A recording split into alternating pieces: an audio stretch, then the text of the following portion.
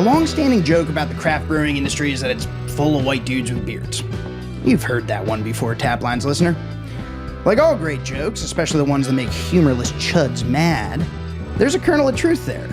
Even today, 2+ decades in the American craft brewing boom, it's still a fairly homogenous industry. So you can imagine what it was like when Terry Farendorf, fresh from Chicago's storied Siebel Institute, pulled on her first pair of boots and hit the brewhouse floor in the late 80s. Times have changed plenty since then, and the United States' third ever female brewmaster has done plenty to change them. In 2007, after 18 years in breweries and brew pubs in California and Oregon, Terry decided to try something new, hitting the road as an itinerant brewer for an odyssey spanning thousands of miles, dozens of brewery collaborations and visits, and a third of a year. Along the way, she met with other female brewers like her, and they all wanted a way to connect with their colleagues, to find community as women working in a male-dominated industry. Armed with an email list and a pair of cheap pink boots gifted to her before her departure, Terry began laying the groundwork for what would become, of course, the Pink Boots Society. Today, she joins Taplines to tell the tale of her long career in the American beer business and the winding road that led her to found what would become the beer industry's leading professional advocacy group for women and non-binary people.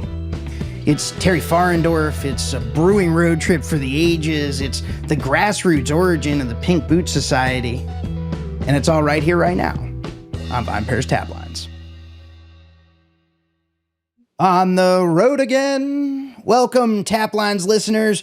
You are here for a very special episode of our show. We're joined today by Terry Farendorf, who is, of course, the road brewer as some know her, but as many others know her, maybe equally, maybe even more, as the founder of the Pink Boots Society. Terry, thank you so much for joining us today on Taplines. Welcome to the show.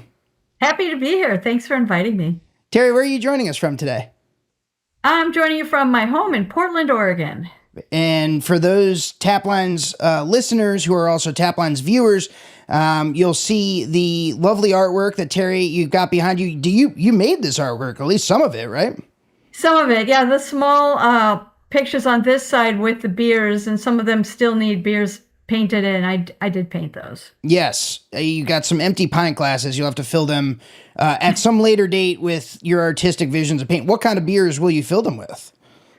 It depends on what contrasts well with the background colors. So it could be a lighter beer, it could be a darker beer. I don't know yet. We'll have to see. Stay tuned. But for now, we have a lot of business to take care of. Of course, we had you on Taplines today because I think for many, even craft beer enthusiasts, even those who are not in the industry, are familiar with the current iteration, the contemporary iteration of the Pink Boots Society. And I mean, based on the breadth of the organization and where it has gone in the time since you founded it, I think many people probably assume that it's been around for a whole lot longer than it actually has. I mean, we're talking about several dozen, maybe up to, I think the count's up around 75 chapters, several international chapters. I think if you're a woman or a non-binary brewer in this country, you have encountered it in a professional context before. But this is a relatively new development, and today you're here to talk about where that development started, where this organization began. So we're happy to have you, and if you're ready to go, we're going to scroll the Taplines time machine back to what? Where should we set it to? Like 2006-ish or so. Yeah, 2006, 2007 really is when Pink Boots Society started. Let's do it. Let's go back to the beginning. So, time machine. Yes, whoa, that is perfect. Thank you. Normally I just... Exactly right. All right, so we're smash cut back to the mid-aughts. Terry, you're working, you're brewing. Give us a little bit of context of where you were, in the direct run-up to, what would become the Pink Boots Society. Well, I had been a brewmaster for 19 years on the West Coast, first down in California and then in Eugene, Oregon. And then with my job at Steelhead Brewing Company, where I was for 17 years, I built 5 breweries for them, 1 in Eugene and 4 in California. But after a while, you kind of run out of challenges. And so I was just ready for a change of pace. But I wasn't ready to fall in love with another company. So I left Steelhead Brewing Company and I was trying to figure out what to do next. I was going to take a little break. And my husband, I mentioned to my husband that I'd always had this fantasy about going on a road trip and visiting all my professional peers because, your best friends are other brewers and brewmasters, and you only get together a couple times a year, maybe to judge the Great American Beer Festival or the World Beer Cup, Sure. or to exhibit at a festival or like the Craft Brewers Conference. So I wanted to connect all those dots across the country and visit them all. And I thought, wouldn't it be so fun to brew with them? And my husband said, that's a perfect trip for you and you should do it. So in 2007, I left my job in March. And then it took me a little while to kind of get geared up for the trip. I left on, I think, June 4th, 2007. And during that lead up time, I was preparing for my trip, figuring out what it was going to look like. I decided to visit relatives on weekends and breweries during the week. And I ended up buying a bigger camper because the current camper that I had at the beginning, that I'd had forever, didn't have a bathroom in it. And I realized I'm not going to be in the woods where I can pee behind a tree at night. I'm going to be, for example, I'm in Brooklyn, New York, visiting Garrett Oliver on Sure. this trip. And where am I going to pee behind a tree? So they don't take kindly to that in Brooklyn, New York. Yeah, it's a little different. So. Yeah. So I knew I'd be going in cities and I would be parking in brewery parking lots. So I got a bigger camper. And during that time, I was thinking about my experience as a brewmaster. When for Steelhead, I was building new breweries in California. Mm-hmm. It would get to be about a month before we expected the brewery to be done. So I would take delivery of the equipment, get it hooked up, and then start brewing. But when I always landed, on site at the construction site and walked in, the construction guys would go, "Well, little lady, are you lost?" And I'd put on my big girl voice and I'd say, "I'm your brewmaster and I'll be working with you guys for the next couple of months." And they'd say, "Why? We don't have a residency permit or whatever, occupancy permit yet." And I said, "Doesn't matter."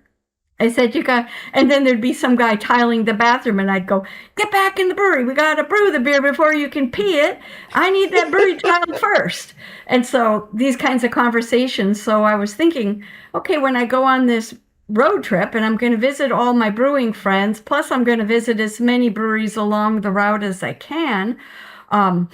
I thought, I'm going to be seeing people who have never met a woman brewmaster before, because there weren't very many of us. I was the third woman brewmaster in the United States, certainly since Prohibition. And so I knew I would walk in and people would be doing the, "Hey, little lady, are you lost?" And I thought, the thing is that once I open my mouth and start speaking beer lingo, I'm one of the boys. But I felt like I was representing my gender. And I thought, you know what? The one piece of safety equipment that every brewer wears is rubber boots. And I mentioned to my husband, I wish I had a pair of pink rubber boots. And then he mentioned it to his mom. And just before I left on the trip, this box arrives with a pair of pink rubber boots inside. Now, I had been going on the Brewers Association forum asking who wants me to visit them and trying to connect the dots across the country. And I mentioned I had this pair of pink rubber boots. So I pack up, I leave. My first visit is Deschutes Brewery in Bend, Oregon. I'm there at 6 a.m. and I'm getting on my brewing uniform that I had worn for 19 years, which was basically a white, Mr. Goodwrench jumpsuit. I'm looking at those boots, the black boots I've worn forever, and those bubblegum pink boots that were so gaudy and so bright, and I couldn't do it. I put on the black boots, and I went inside, and the brewer said, "Hey, we heard you were going to be wearing pink boots. Where are they?" I'm like, "They're in the camper." They're like, "We've never seen pink boots. Go put them on." And I realized everybody wanted to see these boots. So I blogged the whole trip at roadbrewer.com. And I made sure, I mean, this is before everybody took like a million pictures at every Right, stop. I right. just took one picture at every stop. And I made sure those pink boots were in the picture with the brewer that I was brewing with that day. And that's actually where the name came from, because I was on this trip and I started thinking of it as the Pink Boots Tour, because I was wearing these boots and people were commenting on them. And in fact, I showed up down to visit Tommy Arthur's place in San Diego area, and I walked in, and I'm working there for the day, and one of the regulars came in and say, "Hey, you're the Pink Boots lady. I just found your blog last night. I'm following you now." And I thought, oh, now I'm the Pink Boots lady. So it all just kind of came into play in what the ultimate name of this group would be. Yeah, I love that. Man, so 19 years, you were looking for a new challenge. You'd spent 17 of those years at Steelhead. And, when you were deciding what to do next, this road trip, were people making those types of like beer pilgrimages at the time, or like sojourns at the time? Like, how typical, in other words, was this type of behavior, like packing up into a camper and going around from brewery to brewery? As far as I know, I was the first one to do a big road trip like that. I mean, mine was 139 days, which is almost 5 months. I visited 71 breweries. I brewed at 38 of them. Nobody was doing anything like that at the time. Yeah, I mean, we yeah. didn't even have smartphones. No, I A know. GPS, Yeah. a GPS unit was $1,000. Yeah. So I was calling and getting directions and putting on a yellow pad of paper and trying to read it while I'm driving a van with a camper behind me across the road. I mean, across the whole country. So, I mean, the technology was completely different. Tell me a little bit about the Brewers Association forums that you mentioned. I mean, it sounds like a point of connection where you were networking with folks that you maybe had met before at CBC or GABF. Maybe you hadn't met some of them. How did you decide which stops you wanted to make? Were you talking to folks on the forum and kind of, triangulating from there? Yeah, somebody would. I put it up on the forum that I'm looking for landing spots between here and here, and does anybody want me to come visit them? Yeah, yeah. And this actually played into how Pink Boot Society came about, because there were obviously my friends that I connected with along the way, but then there were breweries that were inviting me, and I didn't know anyone there, which I thought was cool, that I had these boots so that when I went in and I talked lingo and we all became bros together, Yeah. talking about beer, that they would recognize I'm still a woman. Yeah. And so all these people were saying, "Hey, we'd love for you to visit." And so I would connect with them and I'd add it to my list. And I actually tried to visit everywhere that wanted me, except for there weren't enough breweries in the deep south at the time for me to head down there. Sure. So I ended up going from Portland down into, let's see, where did I go? I went down to San Diego, and then I went up to Denver so that I could attend the what was that? That would have been spring. So that was the Homebrewers Conference, I think, at that time. And then across the country to Maine, and then down about Pennsylvania, and then across the country to Denver again to judge the Great American Beer Festival. And then it's interesting. They say when you turn a horse toward home, he just wants to get to the barn. Once I turned around in Pennsylvania and started heading west again, I was planning to go over to Santa Rosa and visit Vinny and Natalie Chilorzo at Sure. Russian River. But by the time I got to Denver, I'm like, you know what?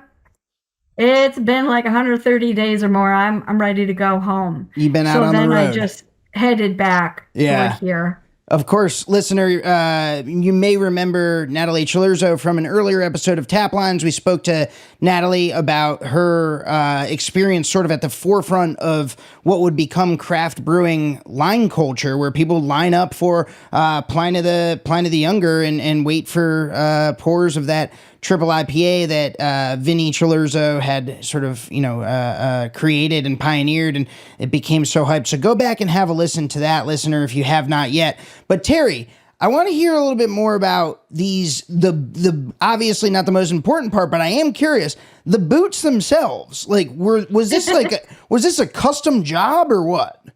Well, actually, people will buy rain boots or like gardening boots, Yeah. but these were rain boots. So there was no steel toe in them. They were fairly cheaply made. And so I wore them for every visit all the way across the country and took pictures and put the picture up on my blog. And now those boots are actually in the Hops and Beer archive with the University of Oregon down in Corvallis, and they are an artifact in the Hops and Brewery archive at the university. And they actually made it into a museum show here up in Portland at the Oregon Historical Society Museum. They had an exhibit on craft beer in Oregon and the Pacific Northwest, and they had a little exhibit about Pink Boots Society with my boots in a box, in a glass box, in a display. It was kind of cool. How did they look? Like, did they hold up by the end of this trip? Yeah, I was gonna say they got to be pretty beat up, right? I mean, they're cheap. And they're discolored and they're getting really funny colored. They're kind of terrible.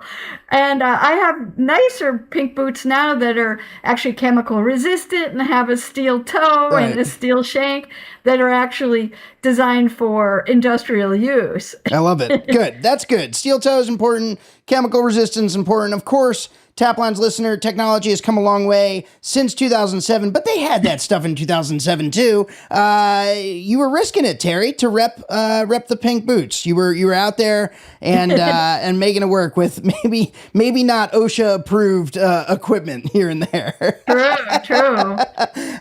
So Terry, in 2000, like you said, 19 years of a career before you go on what would become this formative journey. I was an English major in college myself. I love the idea of an odyssey that you went on. There's this sort of arc of the hero, so to speak. You were the protagonist in the story of what would become Pink Boots Society. Tell us a little bit about in 2007 or even, further back when you first were starting in the industry. I mean, you described sort of the experience of jawing with construction workers who didn't really make you for a brewmaster. And then you'd kind of have to, earn a place in the conversation by demonstrating your competency and your lingo. I have to imagine that was a fairly common experience for you even in 2007 and then surely prior. I'm hoping you could maybe characterize for listeners who many of whom are coming at the industry as younger entrants to the industry that have joined once there maybe is more of a slightly more diverse workforce. Contextualize a little bit about sort of what you were seeing when you were starting out and up through the midway point through the aughts. Well, at the beginning, I mean, nobody knew what to do with me. For informational interviews because everybody's like, oh, we're not hiring. And I mean, let's face it, when I graduated from Siebel in 1988, there was about 50 craft breweries in the country and about 50 regional / mega breweries in the country. There really were very, very few jobs. Yeah. And so, there were clearly people who didn't even want to interview me, would ask funny questions like, can you carry a full half barrel of beer up a flight of steps? I said, no, I'm smart though, and I would figure out how to get it up there. The interesting thing is, and sometimes this still happens, is that there are certain people who are interviewing who are not asking the right questions. They're asking, can you do this job this way? And this way is the way they, as a man, are used to doing it. Now, the better question is, here is a keg of beer. It's at the bottom of the steps. It needs to get to the top of the steps. How would you get it there? And I guarantee you the answer that you're going to get from a woman is a safer answer. And so anybody who seriously wants to have a safe brewery should have a woman brewer do a safety audit, and don't tell them how you're doing it now or how you want it done. Ask them, how would you do this job? And the answer is going to be a safe answer. And so I was getting a lot of, say, those types of questions. Can you do this way? And I'd say, no, but I can do it this other way, which is always safer because I still have a good back and I still have good knees because I didn't try to overstrain myself when I was new in the industry, whereas a lot of guys, they go to the gym, right? And so they're just going to try to just muscle it out. And now they're like, I can't do that job anymore. Beat up their bodies. Anyway, sure. There were funny questions. And what's funnier about those funny questions is that those men who asked me those funny questions then are good friends of mine now. And so they would be mortified if I ever brought these questions up to the end. Do you remember before we actually met in person, you asked me these silly questions over the phone? They probably wouldn't even remember. They would have blocked it out because they know me now. And I have had men tell me that they have hired women brewers because they knew me and they knew I could do the job. But the bottom line came down to, what did my beer taste like? That was the most important thing. So to give you an example, my very first job, paid job out of Siebel, which, by the way, they only paid me half of my paychecks. They bounced the rest. There's dramas all along the way. Oh, jeez. But we won't go into that. I told them, I said, one of the traditions we had, which has kind of fallen off, I'd love to see it come back, is when you open a new brewery, you have a big party and you invite all the local brewers to come in and taste your first beers. So I was at this brewery, and I invited the local brewers to come in and taste my beers. And one of them who used to work at that exact brewery said, wow, your first beers are as good as my best beers. And that was pretty awesome. And I could tell when they were all men, of course, when they came in, they were all just kind of like, until they tasted my beers. Skeptical of you. Yeah. Correct. And then, thank you for translating for those who don't have the video. I'm here talking with my hands because that's what I do. But to a person, they came up before they left and shook my hand. And I didn't realize it till that moment. But that was when I was initiated into the Old Brewers Network, which I didn't even know existed. But clearly there's the homebrewers and the wannabes. And then there is the Old Brewers Network, which is the professional brewers that are making professional level beer. And I got initiated with all those handshakes in 1989. Yeah, very cool. So that was pretty cool. And then ever since then, maybe some people doubted me, but when somebody doubts me, that just makes me go, let me prove them wrong. Yeah. Yeah, right on. So were there a lot of, you said you were the third brewmaster in the country, female brewmaster in the country, excuse me. Were there a lot of even female workers at any level of production brewing at that time? What was the rest of the workforce like? The big breweries had some. I know in 2007, I visited Anheuser-Busch, and they were big on hiring female chemical engineers because, when you get to be that big, you definitely have equal opportunity quotas that you need to be thinking about. But the interesting thing is that as much as probably Anheuser-Busch pays, they didn't pay female chemical engineers as much as they could get somewhere else being a chemical engineer. Is that right? Apparently. So quite often they didn't stay forever. Over the years, as I said, I started in 1988 and then I left Steelhead in 2007. Between those years, I would see a woman come into the beer industry, and after a few years she would leave. And here's the thing, I didn't think too hard about it. I would think, oh, well, maybe she wants to be a dental hygienist now. But in thinking back, I wonder if maybe she wasn't getting the kind of support she needed, and Pink Boots has given people, women and non-binary, the support that they need. And so therefore, the industry is not seeing that kind of turnover of women that it was seeing prior to Pink Boots being around. Yeah, I think that's always such an interesting and important point to stress about. There are certainly political opponents of diversity, equity, and inclusion initiatives, and you'll hear all the talking points, of course. But what you often, if you actually go out and do the reporting, if you actually talk to the companies that are implementing these types of programs, of course, Pink Boot Society is its own organization. It's not a DEI effort within a company, but it is of a piece with that broader, I think, push to have a more diverse workforce. What you'll often hear from the companies themselves is well, we're doing this because we need a labor pipeline that is qualified and is reliable. And we're not, if we were just looking with one, in one demographic or one cohort of the hiring pool, we'd really be limiting ourselves. And we'd be burning our employees out because we're not understanding their needs, et cetera, et cetera. So there are these like very like practical and like maybe a little unsexy silver linings to, DEI. Of course, I think you hear a lot of people who, see it for the sort of, its ethical goals and its ideals. And I think that stuff is important. Certainly here at Taplines, we talk about that from time to time, done reporting on that before. But there's also just like the basic wear and tear of commerce on a workforce that, like this is one of the ways that companies can proactively address it and hopefully tamp down on some of the turnover that you're describing. Yeah, why limit yourself to 50% of the workforce right, at right. all? And maybe even less than 50%, because there are a lot of men who are feminists as well, who feel that women deserve to have their place as long as they qualify. Right. And so why would you limit yourself? Also, I mean, just from experience, women communicate different, which means you're getting better communication when you're getting all kinds of communication, male pattern communication or female pattern communication.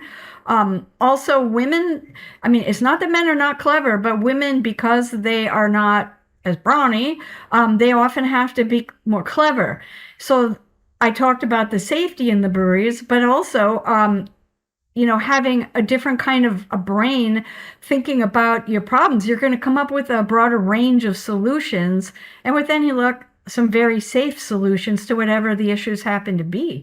I mean, here's just an idea. I mean, when you're in a brewery, a lot of breweries have the fermenters against a wall, and which means all the glycol pipes are behind the fermenters against the wall.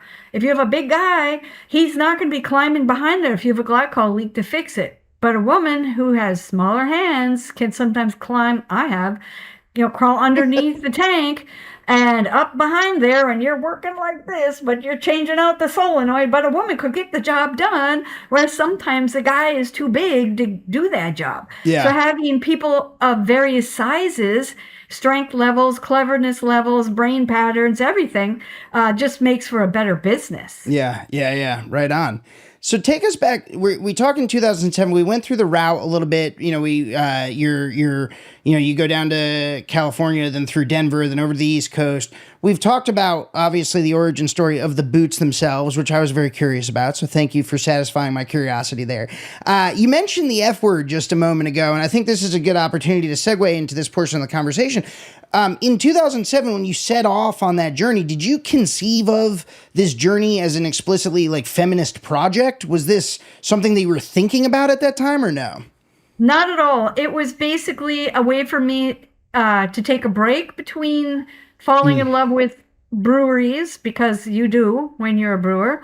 And it was a break where I could visit my peers. And I mean, I've tasted their beers at conferences and festivals, but your beers are your children. And how do the children behave when they're at home? So I wanted to visit them at their brewery and taste the beers at home. And my aunts and uncles were getting older, and I wanted to see them, and they were spread out all across the country too. So that was the initial impetus. And then with the boots, I thought that kind of keeps me in character as representing my gender when I'm walking on a brewery site and talking beer lingo and becoming one of the boys, And what I noticed, a pattern pretty quickly, is that the people that invited me, when I get there, they say, "Oh, you're working with Laura today, or you're working with Judy today, or you're working with Dee Dee today." They were having me work with women for the day. And these women, I didn't know they existed, and they had no idea that I existed. And quite often I would get the kind of response like, "Wait a minute, you're a woman and you've been a brewmaster for 19 years and I've never heard of you, and I've been working here for 2 or 3 years, and I just thought it was a job, but maybe there's a career path for me." And you could see these gears turning, and I could feel like they really wanted to connect with me because they had never met another woman brewer. They thought they were the only one. And so that's kind of where the pink boots idea came from. I was visiting down at Stone Brewing and working with Laura Ulrich for the day. She ended up being the second president of Pink Boots Society after me. But I was working with her for the day, and she was like gobsmacked that there was another woman brewer in the world. And she'd been doing it for a while. And so we had dinner that night, and the questions she asked were the questions I was hearing from other women later on in the trip. She was the first one. And the questions she asked were, how many women, you say there's other women in the beer industry, Terry, how many of us are there? And I said, I'm going on this trip. I will start taking I'll names. find out. Yeah. I'll try to find out. Because, I mean, I was interviewed over the years here and there, and the interviewers would ask me, how many women brewers are there? Because it was such a novelty to interview me, because I was the only one those journalists had ever met. Right. And I would say, I don't know, but if you find out, will you please call and tell me, or whatever, email me? And I mean, email was hardly a thing in 2007, honestly, just a little bit of a thing. Yeah. And so I went on this trip, and I would ask everywhere I went, whether they had women working there or not. I said, do you know of any women brewers? Who are they? And I would hear like rumors. Oh, I heard there's one in Indiana. Do you know her name? Nope. Get closer. Hi, do you know of any women brewers? I heard there's one in Indiana. Yeah. Do you know her name? No, but I heard she's in Bloomington. Okay, I guess I'm going to Bloomington. You'll finally get there. Oh, it's Eileen Martin. Awesome. Go meet Eileen. So I created this list, and people would say, oh, there's Sister Doris in Germany. And so in Franconia, Germany, Sister Doris goes on my list. And so everyone in the world I could find went on this list. And there ended up being 60 women on this list by the time I got to Pennsylvania. So I got out to Pennsylvania, and I'm having dinner with another woman with the exact same questions that Laura had given me. And she asked one more. Who are they? I want to know. I want to network. I want to talk to them. Oh, is this where this is going? Okay. So then I was parked in front of Greg Noonan's house on his grass in his front yard. And I was there for a few extra days because I was trying to catch up on my blog. And by then I had started a website, terryfarendorf.com, because I would meet someone who had more experience than me. Great, I can learn something. And I would meet a different brewer with less experience than me, and I'd say, oh, you need my grain handling article from 1993, or oh, you need this article, or I'll write an article about what you need. So I had a place to put all these articles I could write. So at any rate, this gal, Whitney from Pennsylvania, had asked for the list of names. And so I said, I will put it on my website. So I'm typing it up. And at the top, I wrote, list of women brewers. And I thought, oh, that's such a boring name. And it lacks pizzazz. Yeah. Yeah. a little procedural. Yeah. Yeah. And I got to backtrack for just a second, because when I quit my brewmaster job, I immediately had an identity crisis. So I thought, oh my gosh, I'm going to go on this trip. I'm going to meet all these breweries and brewers, and they're going to say, who are you? And I'm going to be, I'm nothing. I used to be a brewmaster. so I gave myself a title, The Road Brewer, because I was brewing on the road. And that's where my blog is, roadbrewer.com. Right. So at any rate, and that worked for me. I had a title. So I'm building this website with all the names, the 60 names of the women that I had rounded up on this list, and I'm going to post it on my website. And I'd listed women brewers, and I thought, that's such a boring name.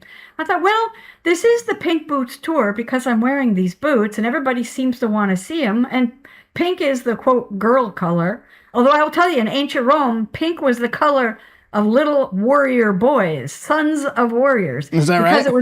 it was called light red. Yeah. And red being the god of, the color of Mars, the god of war. If you wanted your boys to grow up tough, you dressed them in light red.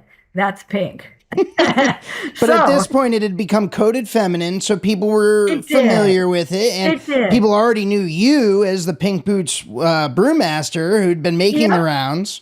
And I was thinking, well, there's those little old ladies with the Red Hat Society, the little old ladies who like to get together and party and travel. Yeah, sure.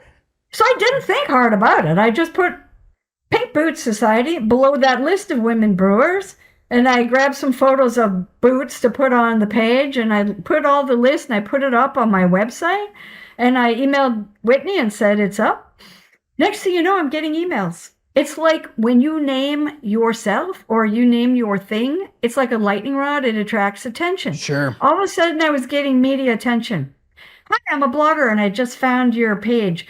I'm going to put a link onto it, or I'm going to repost it, or oh my gosh, I have a daughter and I'm a brewery owner. I'm so excited. And these were men mostly.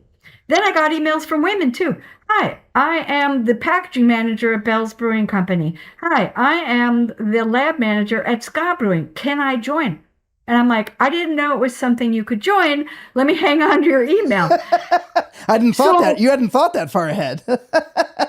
It's just a list of women brewers. I had no idea. So at any rate, but people were really interested in it. They wanted to join.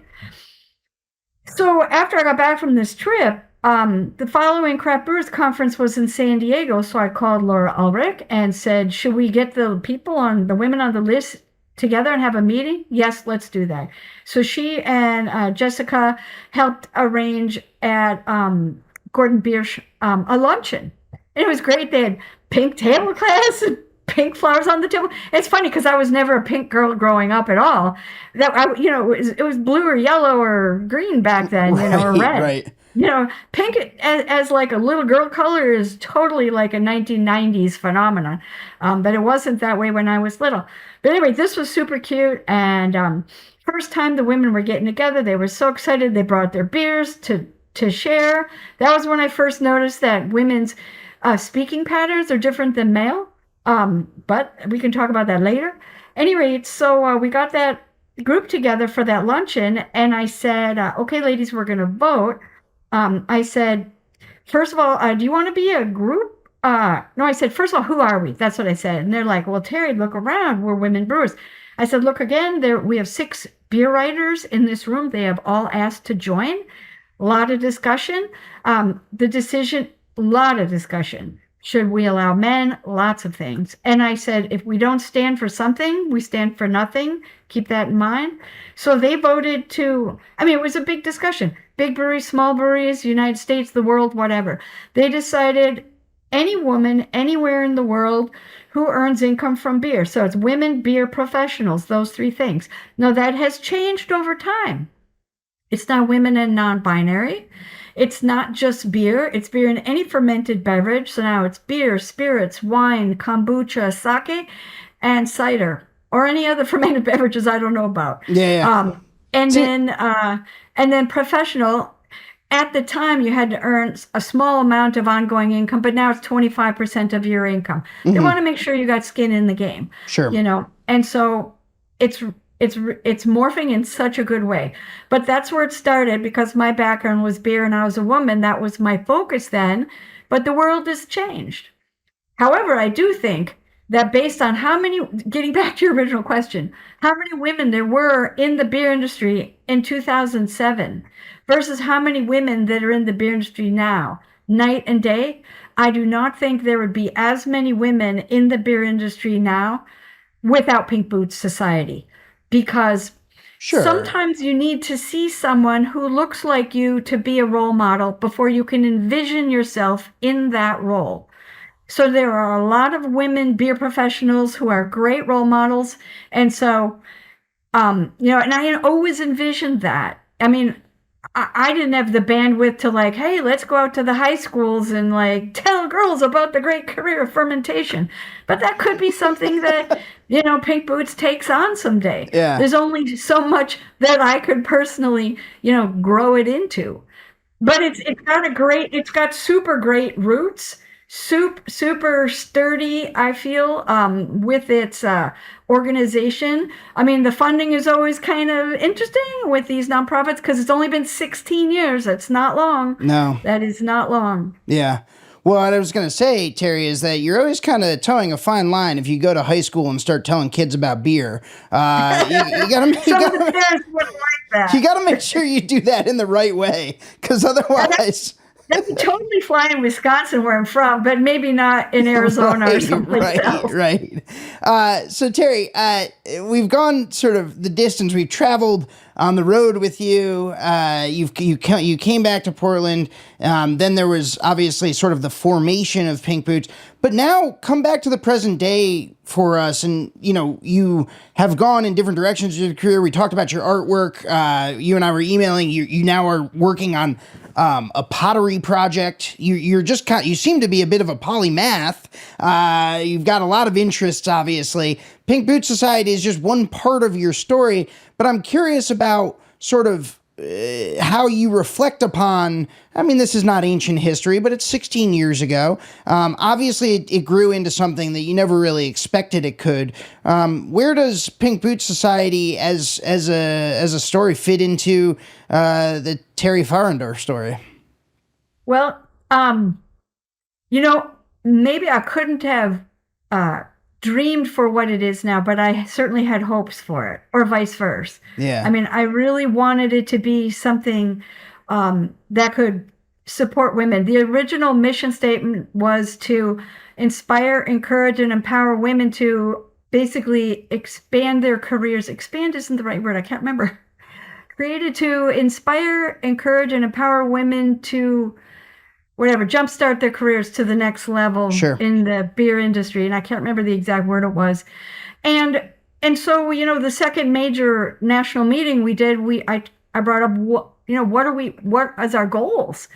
And I used to I had what I call the thinking couch, where I just lie on it and think about things. And I had to think about Pink Boots a lot because I have never been trained on, I'm not an admin, I'm a creative.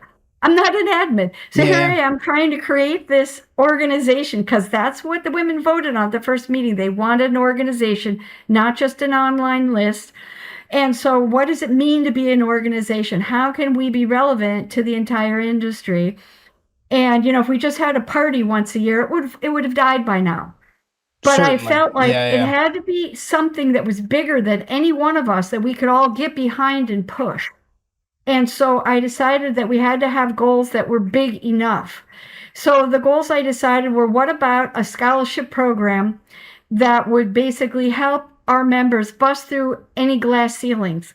Now, I don't talk about gender-based glass ceilings, because I don't care if they're there or not. We're going to bust through them. How are we going to bust through them? We're going to bust through them with education. We're going to get our members from one level. Let's say they're assistant brewer and they want to be a brewmaster. How are they going to bust through that? And if they don't bust through it at the place they're at now, well, they go get a job somewhere else and bust through it. Sure. And they're going to do it by getting the education. And so we started a scholarship program. With the help of that mother-in-law that sent me the Pink Boots, we're able to get a 501c3 tax-exempt charity status through the IRS. That took me 4 years. Wow. I'm not a lawyer. That was a 98-page application. I'm not an administrator. I hate sitting in front of a computer. I'm an artist. I build with my hands. I build beer for 19 years, and now I build ceramic sculpture. That's what I do. I use my hands. So some people just are not built for a cubicle life. I'm one of them. Right on. So Pink Boot Society, we're doing scholarships like crazy. We have this huge program where we are raising money through our collaboration brew days. Yakima Chief has been awesome, and they've designed a Pink Boots blend hop for about 7 years, maybe going on 8, I think. And actually, all the Pink Boots members get together and do hop rubs and put together the blend. So it's the members who actually choose that hop. That the hop blend is a pellet blend, and it is sold, I think, in 2-ounce packs for homebrew shops, and it's sold in 11 or 44-pound boxes all over the world. Women get together, and some men too join us. What the heck? And so they do these collaboration brews where they design a beer together, and then they'll sell the beer, and some of that money goes back to Pink Boot Society for the scholarship program. And the bulk of it comes from Yakima Chief Hops and Country Malt Group, which sells and distributes the Yakima Chief hops. So through those two companies, that's the major portion of our funding for our scholarship program. And I don't know the exact number, so don't quote me, but I think it's around 40 or so scholarships a year. Wow. Fantastic. All over the world. And our very first scholarship was to a woman in Sweden who at the time could not bust out of being an assistant brewer. With the training she was able to get, which was the Siebel Concise course in brewing technology out of Chicago online. She was able to get enough training to get herself up to a brewmaster level, and now she's a brewery owner. So this tells me that Pink Boots Society's scholarship program works. Now, as the founder, I'm sitting there on my thinking couch going, okay, a couple people are going to get scholarships. We're going to end up with all these members. How do the other members benefit if only a handful are getting these scholarships? So I invented this thing which I call Pay It Forward, or PIF. And I am now the PIF coach, Pay It Forward coach. Okay. And we never call them scholarship winners. They are scholarship recipients, because if you have a winner, that means the other applicants were losers. No, there are no losers in Pink Boots Society. Trust me, zero. So any scholarship recipients who need to pay it forward, I can be the coach with that. So every scholarship recipient is required to either write an article about something specific they learned. Let's say Jessica, with her, the concise course in brewing technology from Siebel, she might have chosen, let's say, I want to talk about the Krebs life cycle of yeast. And so she could go do a deep dive, do some more research, put together an article. You have your choice of getting it published, or you could give a talk like at the Craft Brewers Conference. Part of the reasoning behind this is because not only does it take, basically, to become a leader in today's society, you have to be able to speak succinctly in public, and you have to be able to write succinctly for publication. This is how you become a leader. But also, I wanted to fill the pipeline of New Brewer Magazine, other technical brewing magazines, Craft Brewers Conference, Master Brewers Association of the Americas Conference. I wanted to fill those pipelines with speakers and writers with women. Awesome. Yeah, man, you were thinking so strategically, even at the very beginning of this. Oh, yes. And luckily, my DNA and fingerprints are still all over Pink Boots Society, even though I'm not running it. Well, thank you, Terry, so much for joining us today on Taplines. It's a hell of a story, and it all started with those cheap pink boots without the steel toe and that camper van that you upgraded to with a bathroom in it because you didn't want to pee in the woods. Thank you again so much for coming on to tell the tale. Okay, I appreciate it so much. Awesome. Taplines is recorded in Richmond, Virginia, and produced by yours truly and Darby Seaside, who, along with the talented Shane Farrick, composed our delightful soundtrack. Just listen to it. I also want to give a quick shout out to the entire VinePair team, and especially co-founders Adam Teeter and Josh Mallon, editor-in-chief Joanna Sciarrino, managing editor Tim McCurdy, and art director Danielle Grinberg, who designed our lovely Taplines logo. And of course, a big thank you to you, yes, you listener, for spending time with us week in and week out. We literally couldn't do this without you. I'm Dave Infante, and I'll catch you next time.